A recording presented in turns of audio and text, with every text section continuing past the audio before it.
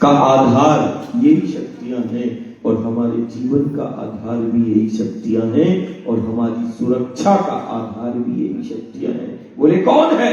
बोले गंगा है, नर्मदा है, यमुना है, गोदावरी है, कावेरी है। और ये सिर्फ इतना ही नहीं, ये वो शक्तियां हैं जो हमारे हाथों से घर का संचालन कराती हैं, घर को चलाती हैं। और समय आने पर ये वही शक्तियां हैं जो हमारे हाथों से विश्व का संचालन कराती है। हमारे में कुछ बात नहीं, शक्तियां हैं हमारे पास, जिन शक्तियों ने हमारे हाथों से विश्व का संचालन करा दिया, दुनिया को चला दिया। शक्तियां हैं हमारे पास, शक्तियां हैं जिन्होंने सारी दुनिया में हमें विश्व वंदनीय बना दिया।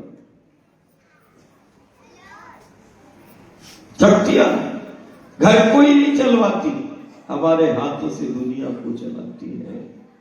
वो शक्तियां जो अपने द्वार पर सृष्टि के कर्ता को खड़ा कर देती है, वो है गंगा, वो है नर्मदा, जो सृष्टि के कर्ताओं को अपने द्वार पर खड़ा कर देती है। ये वो शक्ति है, इसको नर्मदा, जिसका हर एक कंकर शंकर है, शंकर को अपने द्वार पे खड़ा कर देती है, सृष्टि के कर्ताओं को अपने द्वार पे खड़ा करती है और दुनिया को चलाती है। सिर्फ जीवन को ही नहीं, दुनिया को चलाती है। ये वो शक्तियां हैं जिसको हम नदी के रूप में देख रहे हैं, नर्मदा। विचार करो,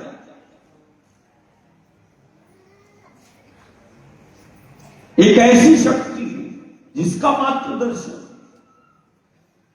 और जितना दर्शन का, यहां तो नाम स्मरण की महिमा है, नाम स्मरण की महिमा इस कलिकाल में की नहीं। हर स्थिति परिस्थिति में गुरु ने बड़ी सहजता से दे दिया, राम का नाम, हरि का नाम लेते रहना, मन लगे न लगे राम बोल, राम बोल।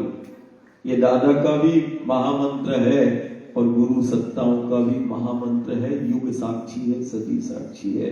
राम का नाम दे दिया, हरि का नाम दे दिया कि हर स्थिति परिस्थिति में तू इसको करते रहना। ये नाम स्मरण की महिमा है इस कलिकाल में। नाम स्मरण नहीं, जो हरि का, राम का, गुरु का, गोविंद का नाम ले रहा है, वो सत्य का स्मरण करना हमें सिखा दिया कि तुम हर स्थिति परिस्थिति में सत्य का स्मरण करते रहना और सत्य का सुमिरन करते रहना। कारण हरि नाम ही सत्य है, राम नाम ही सत्य है, वो गुरु नाम ही सत्य है और तुम्हारे लिए वो दादा नाम ही सत्य है। सत्य का स्मरण, कोई दादा का, बाबा का, गुरु का, गोविंद का, शंकर का नाम ले रहा है, राम नाम ही सत्य है, हरि नाम ही सत्य है। ये नाम स्मरण क्या है? सत्य का स्मरण है, सत्य का सुमिरन करना है। और सत्य के स्मरण मात्र से कामना और इच्छाओं की पूर्ति तो होती है, सत्य के स्मरण मात्र से जीव भय मुक्त हो जाता है। ये महिमा है, भय मुक्त कर देता है। राम का नाम नहीं, वो हरि का नाम नहीं, वो हरि नाम ही सत्य है, वो राम नाम ही सत्य है। दादा के मुख से भी निकला, हर युग सदी में निकला, राम नाम का बहेरा और राम नाम का रस पीते रहना। राम नाम का कारण वो सत्य का, राम नाम ही सत्य है। सत्य का स्मरण, सत्य का स्मरण करने से जीव भय मुक्त हो जाता है, समस्त कामनाओं की पूर्ति हो जाती है। बारंबार कोई यदि स्मरण करता है तो वो सत्य के स्मरण से जीव जागृत अवस्था में आ जाता है और एक मात्र सहज साधना नाम स्मरण है। यदि तुमने अपने जीवन में डाल ली और उतर गई ये साधना, तो ये नाम स्मरण, जिसको हम सत्य का स्मरण, ये सत्य की साधना कहते हैं, ये नाम स्मरण देवत्व को प्रकट कर देता है।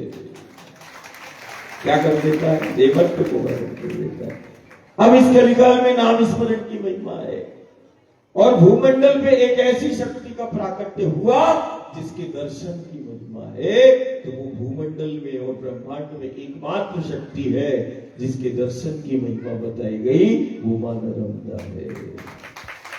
एक नाम स्मरण की महिमा और दूसरा हमें शक्ति प्राप्त है जिसके दर्शन की महिमा, जिसका दर्शन जीव का कल्याण कर देता है, जिसका दर्शन जीव को भयमुक्त कर देता है। बारंबार यदि कोई नर्मदा का दर्शन करता है तो ये वो आदिशक्ति भगवती है जिसका दर्शन जीवन में परिवर्तन लाता है, जिसका दर्शन जीवन को दिशा देता है।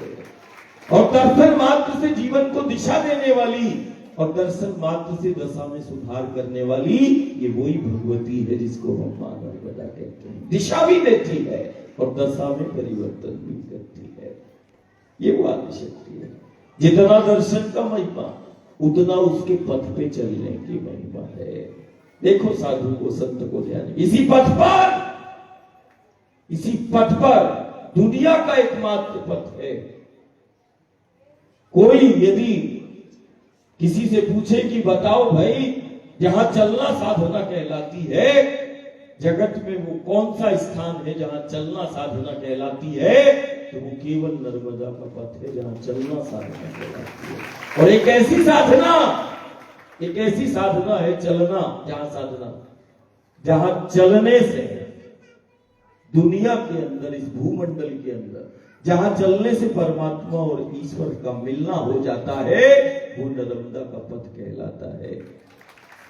देखो, जहां चलने से परमात्मा, ईश्वर, गुरु, गोविंद, शंकर मिल जाए, चलने से परमात्मा मिल रहा है। कहां है दुनिया में ऐसा स्थान पर? बोले नर्मदा का पथ है, कोई चल के देखे, और जो चला है उसको परमात्मा और ईश्वर का सिर्फ साक्षात्कार का वो पथ है, जहां चलने से देवत्व प्रकट होता है, जहां चलने से चरित्र का निर्माण होता है, और जहां चलने से व्यक्तित्व का निर्माण होता है। ये वो आदिशक्ति भगवती है जो गर्भ से शिवलिंग का निर्माण करती है। क्या? और एक दो नहीं, हजार लाख नहीं, असंख्य शिवलिंग का निर्माण करके असंख्य शिवलिंगों को अपने जल रूपी गर्भ से अभी प्रकट कर चुकी है और करती चली जा रही है। शिवलिंग मतलब शिव शक्ति का प्रतीक, हमारे अस्तित्व का प्रतीक।